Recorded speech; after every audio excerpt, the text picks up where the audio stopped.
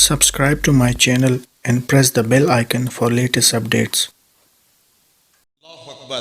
میرے والد گرامی جھوم کے ایک شعر پڑھا کرتے تھے، محمد جانے جانا ہے، پیغمبر ہو تو ایسا ہو، رسولوں کی بشارت سے مبشر ہو تو ایسا ہو، امر توقیر کا سب کو موکر ہو تو ایسا ہو، کیا ہم کو غلام ان کا مقدر ہو تو ایسا ہو.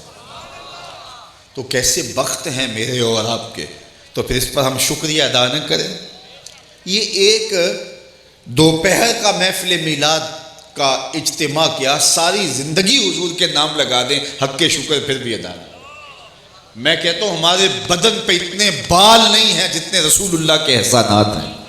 ہمارا بال بال قرض رسالت میں جکڑا ہوا ہے. اگر وہ جلوہ گر نہ ہوتے تو انسانیت آج کس گڑھے میں ڈوبی ہوئی ہوتی. سکا باپ اپنے ہاتھ سے بیٹی زندہ درگور کرتا تھا یا نہیں کرتا تھا؟ یہ تاریخ کا ایسا حوالہ ہے جس کو جھٹلایا نہیں جا سکتا. سکا باپ اپنے ہاتھ سے بیٹی زندہ درگور کرتا، اور پھر کتنا ظالمانہ سماج تھا. اس معاشرے سے اس پہ بھی داد ملتی. اسے جرم آج بھی ہوتے ہیں، لیکن مجرم منہ چھپائے پھرتا ہے کہ مجھ سے یہ جرم سرزد ہو گیا. لیکن وہ کیسا شفاف معاشرہ تھا کہ مجرم جرم کرنے کے بعد داد پاتا تھا. لوگ کہتے تو نے اپنی پگڑی کے کلس کو بچا لیا ہے، تیری آبرو بچ گئی ہے، تو نے بیٹی زندہ درگور کر دی ہے. بیٹیوں کو اپنے ہاتھوں سے زندہ درگور کرتے. کیسا حوصلہ تھا، کیسا ظالمانہ مزاج تھا. ایک شخص حضور کی خدمت میں حاضر ہو کے اپنی بیٹی کو زندہ درگور کرنے کی کہانی سناتا ہے کہ میں بیٹی کو زندہ درگور کیسے کیا. یہ گڑھا کھودتے تھے، اس میں بیٹی کو بٹھاتے تھے اور کھلونے رکھ دیتے تھے، اور بیٹی اس کو کھیل سمجھ رہی ہوتی اور یہ اوپر سے ریت ڈالتے، اور وہ اس کو بھی کھیل کا حصہ سمجھ رہی ہوتی. اور جب اس کی سانس گھٹنے لگتی تو پھر اسے پتہ چلتا یہ کھیل نہیں ہے، یہ کچھ اور ہے. تو کہا گڑھا کھودا اور اس میں بیٹی کو بٹھایا، کھلونے رکھے اور اوپر سے ریت پھینکنے لگا. تو وہ اس کو کھیل کے طور پہ انجوائے کرتی رہی. لیکن جب اس کی سانس گھٹنے لگی تو پھر وہ ننھے ننھے ہاتھ جوڑ کے مجھ سے زندگی کی بھیک مانگنے لگی. لیکن میں ایسا ظالم تھا کہ میں نے اس کے باوجود ریت پھینکنے کے تسلسل کو ختم نہیں ہونے دیا اور ریت پھینکتا رہا، حتیٰ کہ اس کی سسکیاں اور چیخیں اس ریت میں دب گئیں. آج اسلام لایا ہوں تو اس کی سسکیاں مجھے سونے نہیں دیتی. وَأَيْنَ رَسُولِ اللَّهِ تَذْرِفَانِ، حضور کی آنکھوں میں آنسو تھے. صحابہ نے گھور کے دیکھا کہ تو نے اتنا دردناک واقعہ سنایا، حضور کو دکھی کر دیا. لیکن فرمایا اس کو کہنے دو جو کہتا ہے.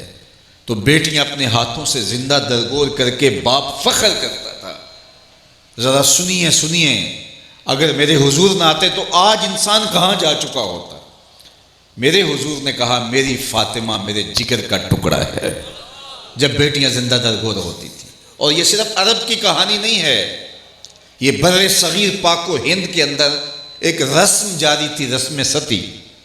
یہ 6 صدی عیسوی میں پورے بانکپن اور عروج پر تھی. جب کسی کا شوہر فوت ہو جاتا تو بیوی کو سارے اس کے رشتہ دار، اس کی ہمجولیاں، اس کی ہمسائیاں، اس کے اپنے عزیز و اقربا کہتے تیرا پتی مر گیا، جیون ساتھی مر گیا، تو نے اب جی کے کیا لینا ہے. تیری وفا کا تقاضا یہ ہے کہ جب تیرے خامد کو چتا میں جلایا جائے تو بھی چھلانگ لگا دینا اور اس کے ساتھ زندہ جل کے مر جانا.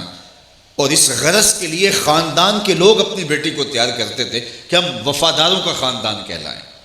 خاتون کو شراب پلائی جاتی اور شوہر کی محبت میں اشعار گائے جاتے تاکہ وہ جوش میں آ کر کے چھلانگ لگا دے، اور عورتیں پھر جوش میں آ کر کے چھلانگ لگا دیتے. ابن بطوطہ کو پڑھیے، وہ کہتا ہے جب میں یہاں آیا اور میں نے اپنی آنکھوں سے ایک خاتون کو ستی ہوتے دیکھا اور وہ اپنے حواس برقرار نہیں رکھ سکا تھا، بے ہوش ہو گیا تھا. کتنی خواتین تھی جو ظالمانہ رسم کا شکار ہو رہی تھی. بیوہ کو بند کمرے میں ڈال دیتے اور 1 سال تک اس کو نکلنے نہیں دیتے تھے اور بدلنے کے لیے لباس بھی نہیں دیتے تھے. اور سال کے بعد پھٹے ہوئے لباس کے ساتھ جب وہ باہر آتی تو اس کی جھولی میں اونٹ کی مینگنیاں ڈالی جاتی اور وہ بازار میں جاتی اور لوگوں کو مینگنیاں مارتی. یہ اس کی دردناک کہانی تھی. یتیم کو دھکے دیے جاتے تھے. قرآن نے کہا ہے فَذَلِكَ الَّذِي يَدُعُّ الْيَتِيمَ، یہ وہ بد نصیب شخص ہے جو یتیم کو دھکے دیتا ہے. زنزیبار کے اندر میں نے وہ جگہ اپنی آنکھوں سے دیکھی ہے جہاں غلاموں کو پورے افریقہ سے لا کے باندھا جاتا تھا اور پھر جہاز بھر کر کے پوری دنیا کے اوپر سپلائی کیا جاتا تھا، اور اس غلام کا کوئی حق نہیں ہوتا تھا. جانوروں سے بھی بدتر سلوک غلاموں کے ساتھ ہوتا تھا۔ اقبال نے کہا تھا غلامی کیا ہے ذوق حسن و زیبائی سے محرومی، جسے زیبا کہیں آزاد بندے ہے وہی زیبا، بھروسہ کر نہیں سکتے غلاموں کی بصیرت پر کہ دنیا میں فقط مردان حر کی آنکھ ہے بینا۔ غلام کی کوئی اوقات ہی نہیں ہے، وہ آقا کا جوتا دھوپ سے اٹھا کے چھاؤں میں رکھ کے تو اس پہ بھی کوڑے کھائے کہ تو نے مجھے پوچھا کیوں نہیں، تو نے مجھ سے اذن کیوں نہیں لیا۔ تو جب انسانیت سسک رہی تھی، بیواؤں کی سسکیاں، یتیموں کی آہیں اور عرب کے ریگزاروں میں دبی ہوئی معصوم بچیوں کی چیخیں اور غلاموں کی چیخ و پکار عرش مولا سے ٹکرائی اور رسم ستی کا شکار ہوتی ہوئی ان خواتین کی چیخیں رب کے عرش سے ٹکرائیں تو اللہ کو دکھی انسانیت پہ رحم آ گیا۔ آمنہ کی آغوش میں رحمت بن کے محمد عربی تشریف